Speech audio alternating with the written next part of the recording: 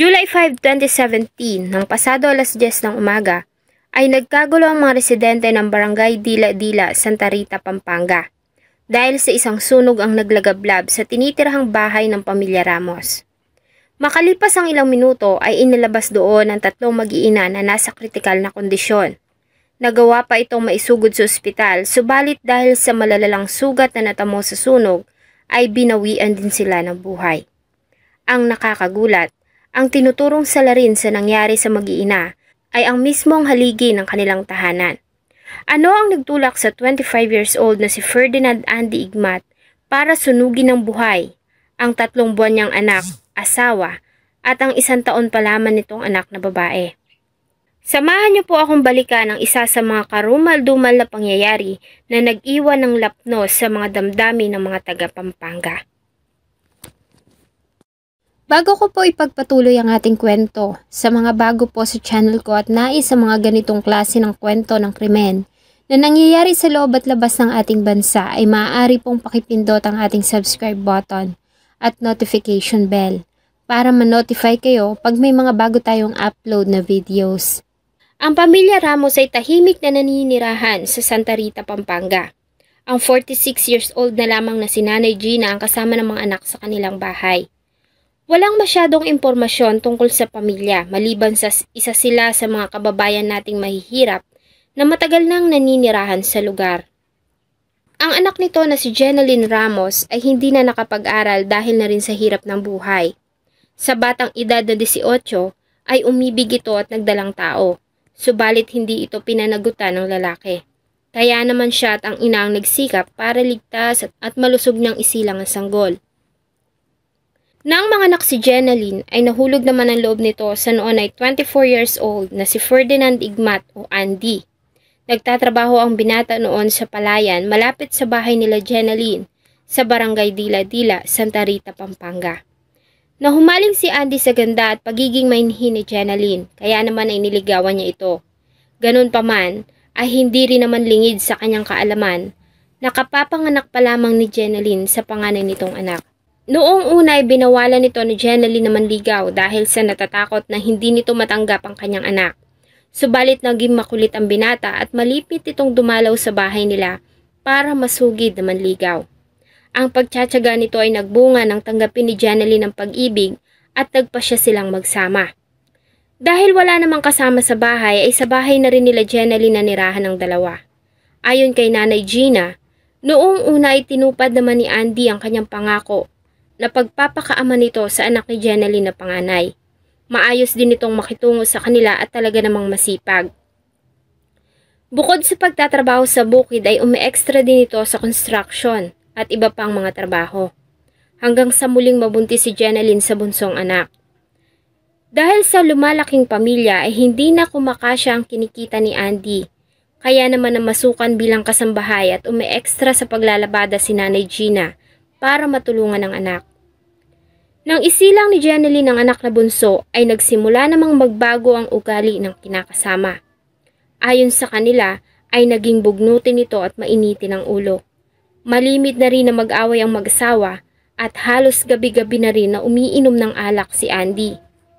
Maliban sa pagiging bugnutin nito ay sobrang siloso din na kahit na mga pinsan at kamag-anak na lalaki ni Jenaline ay pinagsisilosan nito. July 5, 2017 ay maagang umalis si Nanay Gina para pumasok sa trabaho. Ganon din ang kanyang manugang na si Andy, naiwan ang mag-iina sa bahay. Subalit nang sumapit ang alas 10 ng umaga, ay muli itong umuwi na galit na galit.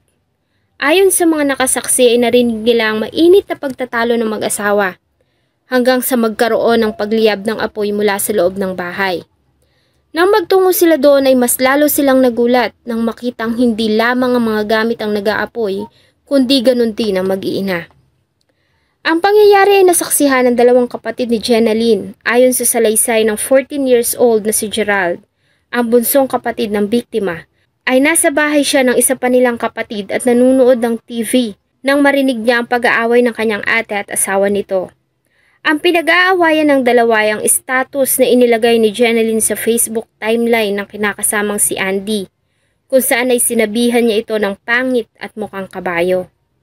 Ayon kay Gerald ay narinig niya ang kanyang kuya Andy na pinapabura sa ate niya ang nasabing post dahil kung hindi ay susunugin niya ito.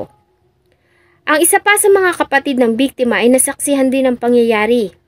Ayon sa kanya ay nakaupo umano siya sa harap ng tindahan malapit sa kanilang bahay nang makita niya ang pagdating ni Andy. May dala-dala itong bag at galon ng gasolina. Mabilis umano ang paglalakad nito at hindi siya nito pinansin. Pagpasok sa loob ng bahay ay narinig na lamang nila ang pagtatalo ng mag-asawa. Noong una ay hindi nila yon pinansin dahil sa malimit na magtalo ang dalawa. Subalit nang magsimulang magkaroon ng pagbabasag at pagtatapon ng mga gamit, ay lumapit na siya sa bahay para awatin ang mag-asawa.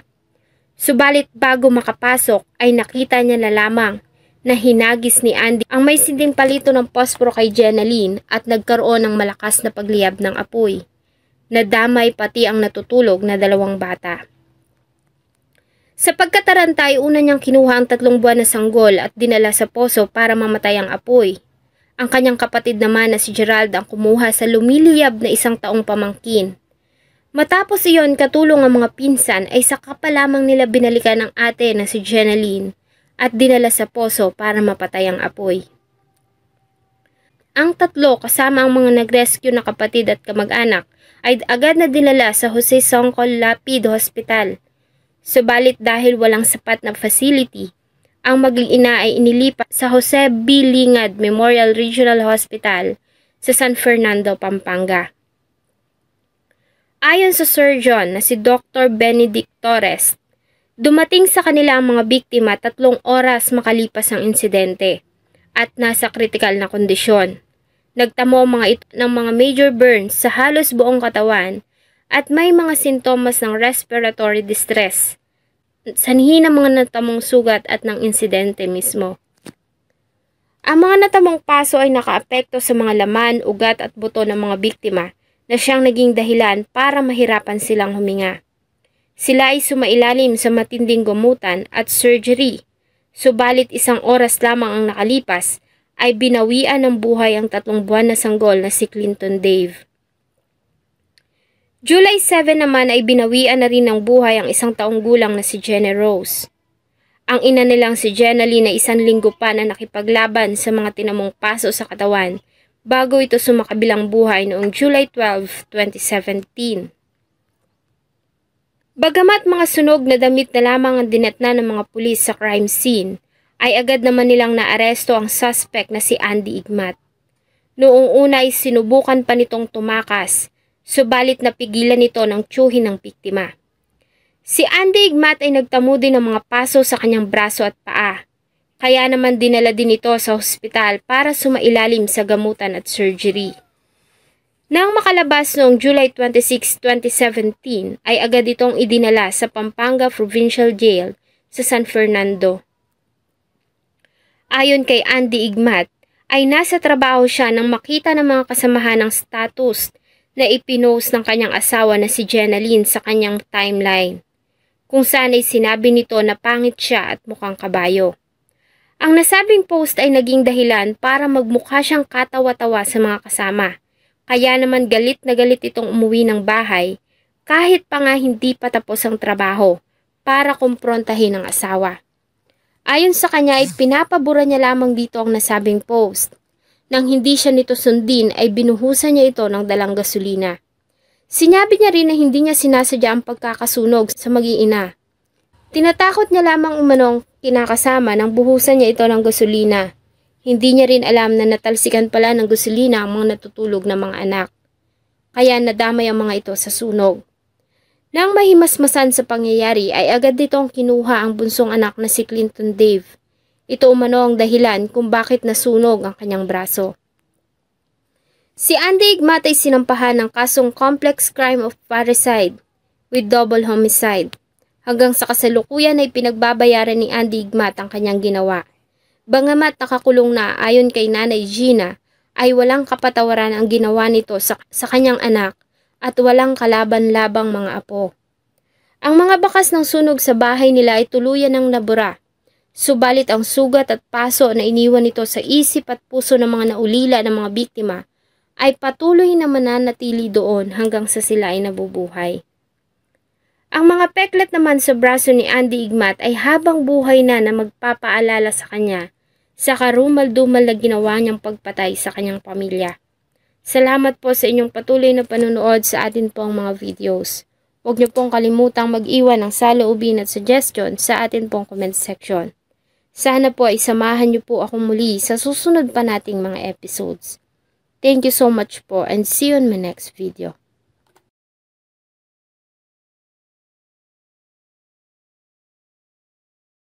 Taong 2023 ay naging laman ng mga pahayagan, telebisyon, radyo at social media ang kaso ng pagkamatay ng isang modelo na si Abby Choi Ten-Fung.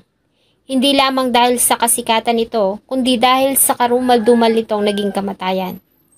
Sa loob ng maraming taon ay kinagiliwan ng marami ang maganda at maamon nitong mukha. Naging mukha din ito ng mga kilalang magazines. Subalit ang kagandahang ito ni Abby Choi ay nagwakas sa karumal-dumal na kamatayan. Natagpuan kasi ang katawan nito na pinagpira-piraso. Ang ilan ay nilagap at ginawang sopas, samantalang ang ilan naman sa bahagi ng kanyang katawan ay hindi na natagpuan. Ano ang nangyari kay Abby Choi at sino ang mga salarin na gumawa nito sa walang kalaban-labang modelo?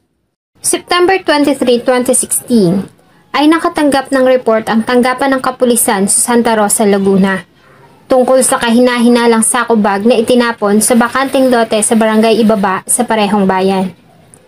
Nang magtungo sila sa lugar ay nadatnan nila ang isang sako bag at may nakalabas na 2 pares ng paa ng tao. Wala silang nakitang identification cards o kahit na anong makakapagsabi kung sino ang biktima. Kaya naman ay dinala muna nila ito sa isang morgue sa Cabuyao para isailalim sa post-mortem examination. Sa parehong araw ay may nagtungo sa morgue na isang ginang. Ayon dito ay nawawala ang kanyang anak na babae at nais nitong makita ang katawan. Dito ay positibo nitong kinilala ang biktima na si Marie Antoinette Lumutak Tan. Ano ang nangyari kay Marie Antoinette at paano nito sinapit ang brutal na kamatayan? Ilang buwan na ring mainit na pinag-uusapan ang pangalan ni Mayor Alice Leal Go sa mga headlines ng balita at iba't ibang platforms ng social media. Ito ay matapos na masangkot ang kanyang pangalan sa raid na isinagawa sa Philippine offshore gaming operator na Zuwan Yuan Technology Incorporated sa Bamban, Tarlac. Matapos na makatanggap ng mga sunod-sunod na reklamo na may kinalaman sa illegal detention at human trafficking. Dahil dito, si Mayor Alice Leal Go ay naging subject ng investigasyon at pagdinig sa Senado. Sa ginawa kasing mga pagdinig ay maraming katanungan ang hindi nagawang masagot ng Mayora. Tulad na lamang ng mga simpleng katanungan kung sino ang tunay niyang ina, saan siya ipinanganak at saan siya nag-aral. Sino nga ba si Mayor Alice Leal Go at bakit siya ngayon ginigisa sa Senado?